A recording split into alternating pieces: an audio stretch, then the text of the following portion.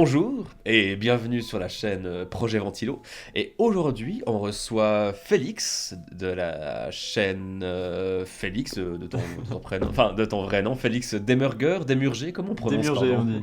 dit. Demurger, Félix Demurger, qui a réalisé le segment de la lettre L pour les lettres de l'angoisse volume 2, L comme lame de fond. C'est ça. Quand t'as reçu cette lettre L, c'était quoi ton chemin de réflexion qui t'a amené de la lettre jusqu'au scénario final? En gros, c'était le titre, tu l'as trouvé à quel moment et tout le concept. Enfin, je pense que j'ai pas trouvé. Déjà, j'ai pas trouvé tout de suite. Il m'a fallu, on va dire, une semaine ou deux, quoi. Surtout, je pense, à ce moment-là, j'étais en plein tournage, donc j'avais pas trop la tête à ça. Et, euh, et in fine, je crois que j'ai d'abord réfléchi au thème. Et en fait, enfin, ça c'est un peu. Les deux se sont bien trouvés, quoi. Parce que j'ai assez rapidement su que je voulais faire ce truc sur, du coup, une lame de rasoir.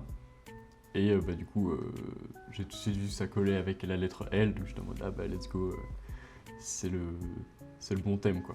Ok. Et t'as eu tout de suite cette envie de faire quelque chose de assez qui vise pas mal sur une impression un peu corporelle, moi j'ai envie de dire. C'est un peu ce que t'avais envie de faire. Ouais, bah en gros, enfin du coup c'était vraiment, enfin c'est le fait de choisir le thème de la lame de rasoir et tout qui a vraiment fait ça.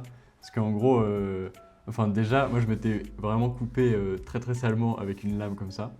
Donc j'avais un peu un petit passif avec ce genre de thème.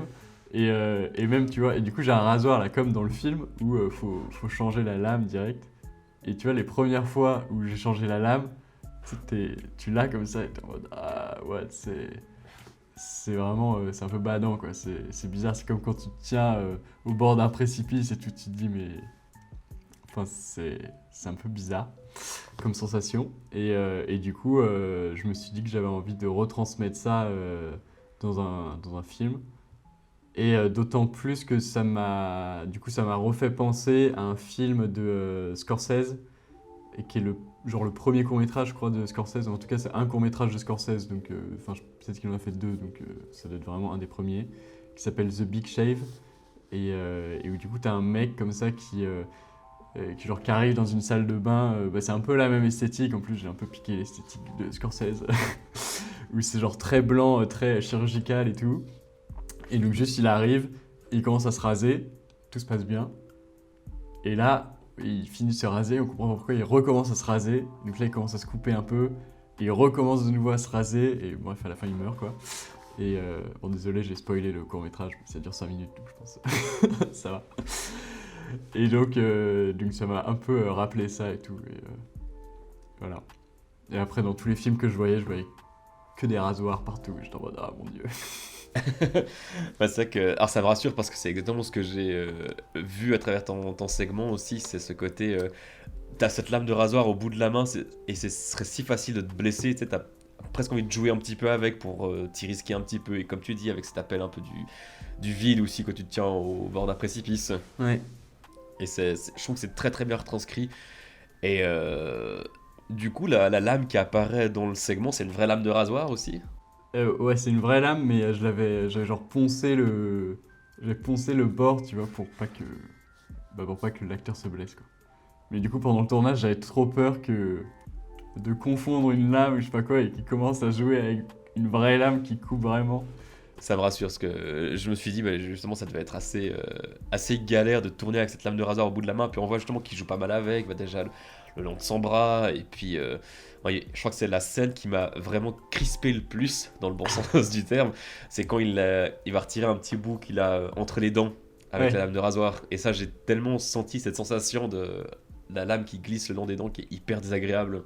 ouais, bah ça, enfin, ouais, du coup, c'est vraiment le climax du film, quoi. Enfin, c'est le moment où t'es le plus. Mais même moi, quand je montais le film, je regardais pas trop cette scène. Tu sais, j'étais en mode, bon, je vais la mettre, espérons que ça rentre bien dans le montage. Ouais, bah, franchement, ça sort nickel. Je trouve que justement en fait, ton segment, il est hyper minimaliste dans ce qu'il fait, mais du coup, ce qu'il fait, il le fait extrêmement bien. Ouais, oui, oui, bah effectivement. Et surtout qu'il se passe rien, quoi, in fine. Donc, enfin, c'est sur cette tension que je voulais jouer. Je me demandais quand même, une... Est-ce que c'est juste ce côté minimaliste, justement, de cette personne qui a cette lame de rasoir et qui s'amuse un petit peu à jouer avec? Ou bien est-ce que au-delà de ça, toi, un discours en plus, une métaphore ou une interprétation où on reste justement sur quelque chose de très terre à terre. Et enfin, il y a le vocal là au début. Enfin, tu sais, il entre dans la salle de bain et il est en train d'écouter un vocal. Et du coup, c'était juste pour essayer de me dire, ok, en gros, le mec rentre de soirée et sans doute que. Mais je suis pas sûr que ça passe très bien dans le film. Mais sans doute qu'il est un peu bourré et tout. Ce qui fait que ça rajoute d'autant plus de la tension. Voilà, en gros. Enfin, et donc, du coup, enfin, l'idée c'était qu'on s'interroge d'autant plus, quoi, ah ouais, est-ce qu'il vraiment il va faire une connerie ou pas, peut-être que, enfin, et du coup, imaginer que peut-être le mec est un peu déprimé ou quoi. Mais après, c'est vraiment, ouais, le but c'est vraiment de jouer, enfin, c'est physiquement, quoi, sur les émotions. Ok, ouais. Ouais, nous laisser le doute sur, tiens, est-ce qu'il a quand même, il a envie de se risquer un petit peu parce qu'a priori il a pas passé une super bonne soirée de ce qu'on comprend. Ouais, c'est ça, c'est ça. C'est pour ça, en fait, c'est pour ça que je l'appelle lame de fond aussi. J'aurais pu juste l'appeler lame. Enfin, j'ai un peu hésité. Et je trouvais lame de fond, ça faisait un peu comme si, du coup, enfin, genre moi j'ai des potes, dès qu'ils boivent de l'alcool, ils sont, enfin, pas dès qu'ils boivent de l'alcool, mais régulièrement, tu sais, ils sont genre méga déprimés quand ils boivent de l'alcool. Et du coup, t'as l'impression que toute leur vie s'effondre, quoi. Et donc, c'est ça un peu que je voulais retranscrire avec le titre. C'est lame de fond, quoi. Comme si d'un coup, t'as une espèce de vague un peu souterraine euh, qui te faisait complètement déprimer, quoi. Enfin, Ouais, bah, le jeu de mots est super bien trouvé parce que, en plus, avec cette eau qui continue à monter dans le lavabo, je trouve que ça fait totalement sens. ouais, D'ailleurs, c'est vrai. j'ai trouvé que c'était une super bonne idée de mise en scène où tout, je crois quasiment les trois quarts du segment, on entend l'eau qui arrête pas de monter le long du lavabo. Et forcément, nous, on a ce réflexe de dire, mais éteins l'eau, éteins l'eau, éteins l'eau. Et puis en fait, le bruit devient assourdissant. Et dès qu'il s'arrête, on a vraiment cette retombée froide. Et vraiment, après, c'est plus qu'un silence qui est glaçant. Ouais, bah c'était ça. Enfin, le but c'était vraiment, ouais, de jouer sur les émotions physiques et tout, parce que le rasoir, en vrai, c'est carrément ça, quoi. Quand tu regardes dans les films de genre De Palma ou Hitchcock, dès qu'ils sortent un rasoir, enfin, c'est physiquement, ça te fait quelque chose, quoi. Et donc, j'avais envie de jouer sur toutes ces émotions physiques, et du coup, ouais, effectivement, et faire petit à petit monter la tension, et effectivement, avec ce truc ce truc du lavabo. Bah, clairement, dans un film, tu vois un type couvre le lavabo et tu vois que ça déborde et tout. La seule chose que tu as envie de faire, c'est de lui dire, mais frère, arrête, quoi. Et ouais, ça apporte cette mise en scène, mais aussi l'acteur. Et il joue très très bien, l'acteur. Ouais, ouais, ouais. Bah, en vrai, enfin, c'est marrant parce que j'ai pas du tout eu à le diriger. Mais parce qu'il a déjà un peu la gueule de l'emploi, bah, c'est pour ça que je l'ai pris aussi. Enfin, c'est un mec que j'avais rencontré sur un film sur lequel j'étais assistant réal et qui est très cool. Et qui a enfin, déjà qui a une sacrée gueule et qui en plus a vraiment la gueule de l'emploi, quoi. C'est-à-dire tu le vois arriver et tout, tu te demandes, t'es en mode ok. Déjà il y a un petit truc, quoi, qui est pas tout à fait normal, mon impression, je trouve. Et toi, du coup, est-ce que tu étais présent à la projection des Lettres de l'Angoisse à Paris? Ouais, tout à fait. Toi, est-ce que ça t'a fait quoi de te confronter, entre guillemets, aux réactions des gens qui étaient dans la salle, aux spectateurs et spectatrices? Bah, enfin déjà c'était super cool de pouvoir montrer ça en public et tout, et que ce soit pas, enfin c'est cool que ce soit sur YouTube, quoi, mais c'est bien aussi d'avoir des événements publics, je trouve. Et d'autant plus que bah, donc ça a pu permettre de rencontrer le public, rencontrer d'autres vidéastes. Et en vrai, comment dire, les moments où on peut faire ça, c'est quand même pas super régulièrement. Et, et après, sur mon segment, en tout cas en particulier, il y avait une fille qui était vraiment juste, enfin, qui était pas genre à côté de moi, mais la place juste après. Et je la voyais qui genre se cachait les yeux et tout. Du coup, j'étais en mode ah yes, ça veut dire que ça marche, tu vois. Ah, Donc, yes. j'étais content. Ouais. Ah, quand tu vas avoir ce genre de réaction, tu dois dire parfait, c'est exactement ce que je voulais. Ouais, c'est ça. Mais c'est un peu marrant parce que moi, enfin, je suis pas du tout film d'horreur à la base et je suis typiquement bah, comme ça, quoi. Genre, quand il y a des trucs trop hardcore, bah, juste je ferme les yeux et j'aime pas trop ça. Et du coup, là, c'est un peu l'inverse, quoi. J'étais dans la position du mec qui était en mode ah ouais, haha, ça marche vachement bien, les gens, Ouais. les gens ferment les yeux, quoi. Ah, ça doit être hyper satisfaisant, je pense, d'obtenir le résultat que tu voulais comme ça. Ouais, ouais, c'est cool. En tout cas, moi, quand j'ai regardé le tien, bah, c'est exactement l'impression que j'ai eue. J'étais dans le train quand je l'ai regardé, c'était Anthony qui me l'avait envoyé en avance, justement, pour que je puisse voir un petit peu tout ça. Ok. Et justement, aussi, j'étais dans le train, je fais non, non, ah. Donc, ouais, pour le coup, je trouve que le tien, c'est un de ceux vraiment qui donne cette impression de malaise. T'es Ouais. pas bien en le regardant. Oui, oui. Bah, je pense que ça aide aussi, du coup, comme tu disais, le côté minimaliste, ça aide pas mal parce que enfin, ça fait que dès que tu as des dialogues et tout, sur des projets comme ça qui ont peu de budget, peu d'équipe, enfin, moi j'étais tout seul, bah, du coup ça aide pas mal, je trouve. Et du coup, t'as pu regarder les autres segments. Et est-ce qu'il y en a certains d'autres que t'as trouvé vraiment bons ou d'autres qui ressortent du lot d'après toi? Ouais, carrément. Il y en a plusieurs.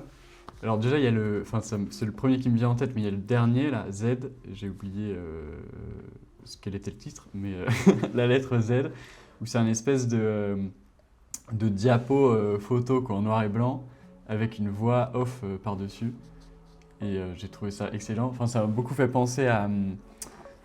comment ça s'appelle déjà? Le film de Chris Marker, La Jetée. Je sais pas si ça te parle. Et donc on est carrément un peu dans le même thème. Et enfin bref, ça marche super bien. Et ce côté vraiment, tu te dis mais what the fuck quoi, le, le mec est un psychopathe. Et en plus il y a un côté chez les enfants, je trouve, un côté un peu psychopathe comme ça quoi. Enfin qui est bien, enfin qui est pas psychopathe tu vois, mais un peu comment dire. Peut-être un petit peu décalé sur la réalité. Enfin, Ouais, enfin qui a pas trop d'empathie, tu vois ce que je veux dire? oui, ouais. Et enfin, genre, tu vois, dans la cour de récré, parfois, mais les enfants, ils sont méga méchants les uns envers les autres, quoi. Donc je trouvais que ça, il y avait un côté qui marchait très très bien. Donc voilà, ce segment, c'était très cool. Et ensuite, il y avait... alors attends. En plus, j'avais logué le film sur Letterboxd, j'avais noté les lettres. Attends, vas-y, je regarde. J'avais mis G, je sais plus ce que c'était G. Galaxy Goldeye. Ah ouais, voilà, ça c'était marrant. Et je trouve, enfin surtout, celui-ci je l'ai bien aimé parce que j'ai trouvé qu'il y avait vraiment un œil de vidéaste ou de cinéaste quoi, dans les plans qu'il faisait et tout, qui était vraiment recherché et qui était vraiment des cool plans. Voilà, et par ailleurs, et le thème est assez marrant. Et j'avais noté O aussi. Et ça, je sais plus ce que c'est. Alors, ah oui, c'était Ordure, c'était la femme de ménage dans le bureau, c'est ça, je Ah crois. oui, voilà, ouais. Ouais. Ouais. Pendant toute la création de ton segment à toi, est-ce que tu as eu une galère à un moment pendant le tournage ou quelque chose que tu as totalement réimaginé finalement en cours de production ou bien? Non, pas trop, je crois. Moi, j'avais pas énormément de temps pour le faire parce que Anthony il m'a contacté en juillet 2024, enfin mi-juillet. Et, et donc, c'est le moment. Enfin, en fait, il m'a contacté, j'étais en plein tournage. Et ensuite, je partais en vacances. Donc, du coup, jusqu'à fin août, quoi, je pouvais pas faire grand-chose. Et du coup, j'ai écrit un peu pendant mes vacances. Et après le tournage, c'était assez rapide en vrai. Enfin, c'était genre quelques heures, un après-midi. Du coup, on était tous les deux avec l'acteur. Et enfin, oui, techniquement, c'était pas très compliqué quoi. Je réfléchis. Ouais, non, il n'y a pas vraiment de galère de tournage. À part qu'on a totalement salopé le t-shirt de l'acteur avec le faux sang, mais. Ok, ouais. Toi, du coup, bah, vu que tu mentionnes justement que tu étais sur un tournage, toi, tu vis professionnellement justement en étant assistant réal, c'est ça? Alors là, j'étais assistant réal pour des films de fin d'études. Parce que j'ai fini l'école de ciné que je faisais l'année dernière. Et du coup, j'ai été assistant réal sur des films de fin d'études. Et là, cette année, je suis plus dans la réalisation et dans l'écriture. J'allais voir un petit peu ta chaîne YouTube aussi. Et je dois dire que je suis super impressionné par la qualité de ton travail. Vraiment, sortir, là forcément il y a le reportage sur Dubaï qui est, je vois qu'il a très bien marché et ça c'est génial parce qu'il est vraiment bien. Et j'ai regardé forcément aussi ta vidéo sur David Lynch parce que je suis forcément un grand amoureux de David Lynch. Et je dois dire, j'aime beaucoup ce que tu fais et la façon dont tu montes tes vidéos où tu vas justement jusqu'à te mettre dans des ambiances qui rappellent les différents films. Tu fais même des collages, enfin tu fais plein de choses qui demandent beaucoup de travail en fait, qui demandent beaucoup de réflexion sur ce que tu vas amener. Et pour ça, je suis super impressionné. Et toi, à travers du coup cette chaîne YouTube, qu'est-ce que tu veux partager en fait? C'est quoi ton idée générale? Déjà, merci beaucoup. Ça me fait super plaisir. Et donc en gros, Dubaï, c'était vraiment le premier vrai documentaire que je faisais. Et du coup, je m'étais dit peut-être je trouverais un diffuseur ou je sais pas quoi. Bon, en vrai, laisse tomber. Enfin, quand tu viens pas du milieu, pour trouver un diffuseur, c'est mort. Et puis en plus, comment dire, vaut mieux trouver le diffuseur avant la production et tout. Enfin, donc, ça c'est pas fait. Et du coup, et de toute façon, moi je savais que Internet, ça me disait bien de le poster là-dessus parce que j'avais envie que ça soit vu par le plus de monde. Et voilà, en gros. Et je savais aussi que de toute façon, c'était un peu une carte de visite pour mes prochains tafs, quoi. Donc voilà, donc ça, Dubaï, c'était vraiment juste cette envie de documentaire du coup, que j'ai mis sur YouTube. Et ensuite, avec les deux autres vidéos là, sur Varda et Lynch, l'idée c'est que en fait, je les ai fait quand j'étais en école de ciné. Et du coup, moi, enfin en parallèle, c'était Louis Lumière. Du coup, Louis Lumière, c'est vraiment très direction de la photographie. Et moi, j'avais envie de continuer à m'interroger, enfin, me poser des questions de réalisation et tout ça, et de mise en scène, parce que c'est ça que j'ai envie de faire. Et donc, c'était une façon de continuer à me renseigner et tout ça sur des réalisateurs, me faire des filmographies. Et en même temps aussi, j'avais un peu ce fantasme ou cette envie de reproduire des scènes de films que j'aimais bien, quoi. Et donc c'était aussi un désir d'image, de refaire ces trucs. Du coup, voilà, cette scène là que je refais par exemple dans la vidéo de David Lynch sur, du coup c'est une scène de Blue Velvet que je refais notamment et que je trouve, juste c'est une scène qui me chamboule complètement, quoi, quand je regarde le film, et donc j'avais trop envie de la refaire.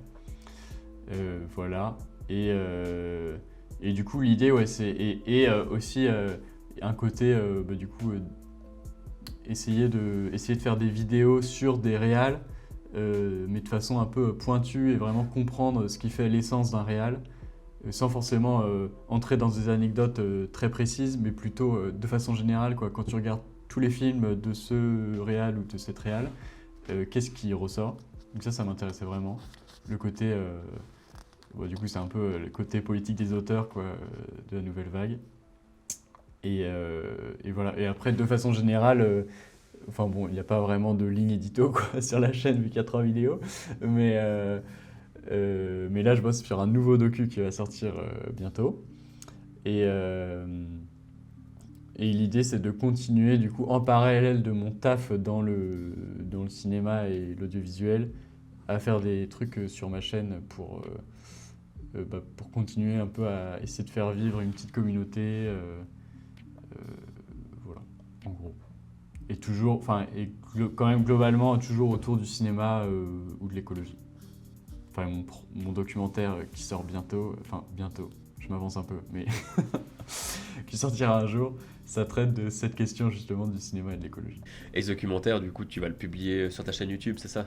Ouais, c'est ça, a priori. Et est-ce que tu as là, avoir tourné un petit segment comme ça, un petit court-métrage pour les lettres de l'angoisse, que ça t'a donné envie aussi de tourner d'autres fictions? Et est-ce que tu as d'autres idées que tu aimerais mettre en place un jour? C'était très cool.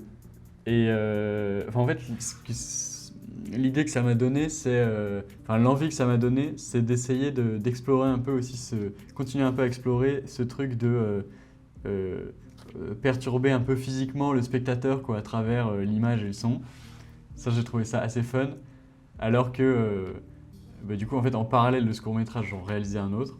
Et du coup, cet autre court-métrage, mais ça n'a vraiment rien à voir, quoi, et c'est pas du tout dans le même thème. Et en fait, explorer un peu ça, et qui est pas vraiment quelque chose dans lequel je serais allé naturellement, ça m'a bien fait rire, et ça me donne un peu envie de continuer là-dedans, quoi. Donc je dirais, enfin, de toute façon, l'envie de fiction était déjà là, donc c'est plus une envie de type de fiction, et je me dis que je peux m'autoriser la prochaine fois à faire comment dire, ouais, à aller chercher peut-être des trucs plus dans les sentiments et tout, mais aussi quelque chose de très viscéral, voilà, en gros. Ok, ouais. Et puis justement, est-ce que par exemple participer à des 48 heures, ce genre de choses, c'est quelque chose que tu te verrais bien faire? Ouais, ça aussi, c'est clair que le fait, du coup, bah, en fait, là, j'ai tourné en vraiment une demi-journée. Et en soi, bon, le montage, c'était pas très long. Et bon, l'écriture, j'ai pris un peu mon temps parce que j'étais pas pressé. Mais oui, clairement, ça me fait me dire que, ah ouais, c'est cool.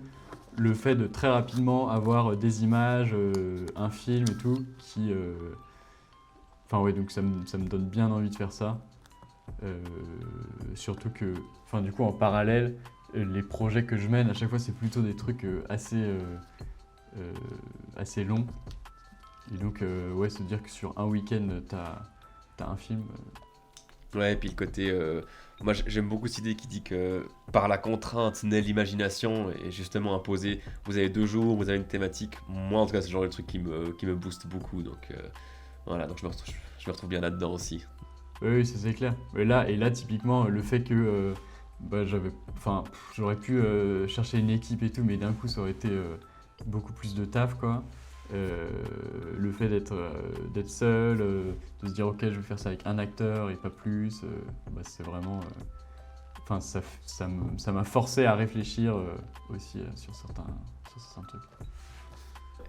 Mais en tout cas, je dois dire que il y a un truc qui ressort beaucoup de ces lettres de l'angoisse 2. Enfin, la plupart des gens sont beaucoup plus optimistes que sur le premier volet, parce qu'il y a eu plein de choses qui ont été testées, il y a eu plein de choses, justement, plein de nouvelles idées.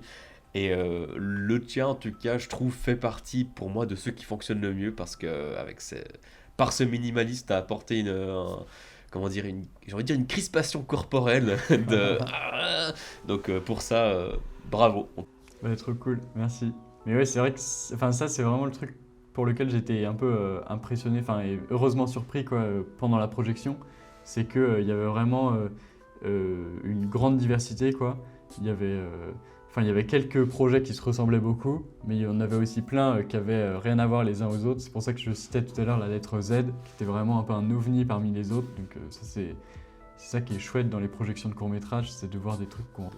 Et c'est drôle que tu me cites la lettre Z. Je crois que t'es peut-être le premier à me la citer parmi toutes les personnes que j'ai interviewées.